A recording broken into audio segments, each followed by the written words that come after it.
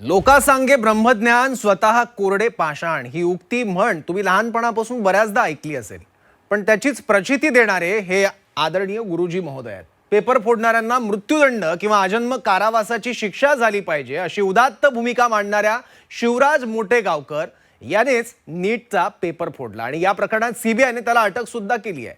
त्यानंतर मोटेगावकर याचा एक जुना व्हिडिओ आता पुन्हा सोशल मीडियावर मोठ्या प्रमाणात व्हायरल होतोय आणि त्यात पेपरफुटी विरोधात कठोर कारवाईची मागणी मोटेगावकर करतोय. आणि इतकंच नाही तर जे कोणी पेपर फोडत असतील त्यांना मृत्यूदंडाची शिक्षा दिली पाहिजे अशी मागणी सुद्धा हा मोटेगावकर करतोय. बघूयात. जसं आणि ह्या शिक्षणासारख्या पवित्र क्षेत्रात जो कोणी काम करेल त्याला पार मृत्यूदंड, त्याला पार मृत्यूदंड, त्याला पार मृत्यूदंड, त्याला अजन्म कारावास अशा शिक्षा केलं पाहिजे. शिक्षणात कुठलाही पेपर जर फुटला तर का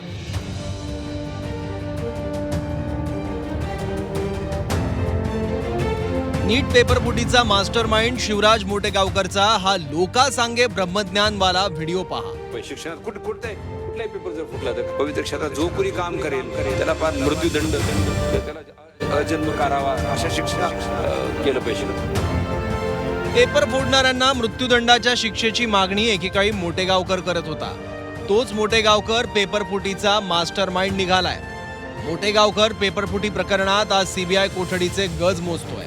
त्याच्या जुन्या व्हिडिओत तो पोट तिडकीनं पेपरफुटीबाबत बोलताना दिसतोय.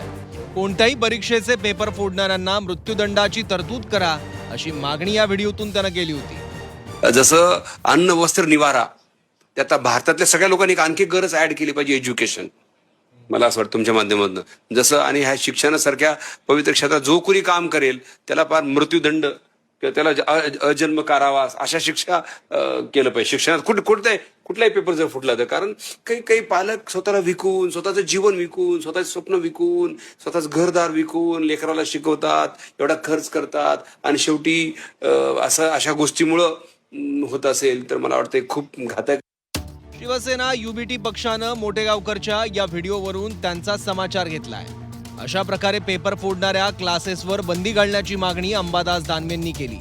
दुसरीकडे अशोक खरात सारखे भोंदू बाबा आणि मोटेगावकर यांचा लुटीचा पॅटर्न सारखाच असल्याचा टोलाही त्यांनी लगावला. खरं तर मोटेगावकर हे अशा पद्धतीनं ज्या ट्युशन क्लासेस आहे मोटेगावकर सारखे किंवा अन्य कोणत्याही यात सुरूच नाही राहायला पाहिजे. परंतु हे शिक्षण व्यवस्थेचं अपयश आहे की असे क्लासेस मध्ये लोक आणि विद्यार्थी जातात. तो मोटेगावकरांचे जे काही असेल त्याच्यावर कारवाई व्हावी. विद्यार्थ्यांना लुटून आणि अशा पद्धतीनं पेपर फोडून ज्या सगळ्या प्रॉपर्टी जमा झाल्या आहे, मग तो भोंदू बाबापेक्षा काय वेगळं काम नाहीये. हे तेच काम आहे. विद्यार्थ्यांचं लुटलेलंच आहे त्यांनी आणि विद्यार्थ्यांचं भवितव्य आणि भविष्य खराब केलेलं आहे. एकेकाळी पेपरफुटीवर पोटतिडकीनं बोलणारा हा शिवराज मोटेगावकर पेपरफुटीतला बडा मासा असल्याचं निष्पन्न झालंय. मोटेगावकरच्या कथनी आणि करणीत किती फरक होता हे या निमित्तानं महाराष्ट्रातल्या लोकांना पाहायला मिळालंय. वैभव बालकुंदे, झी 24 तास, लातूर.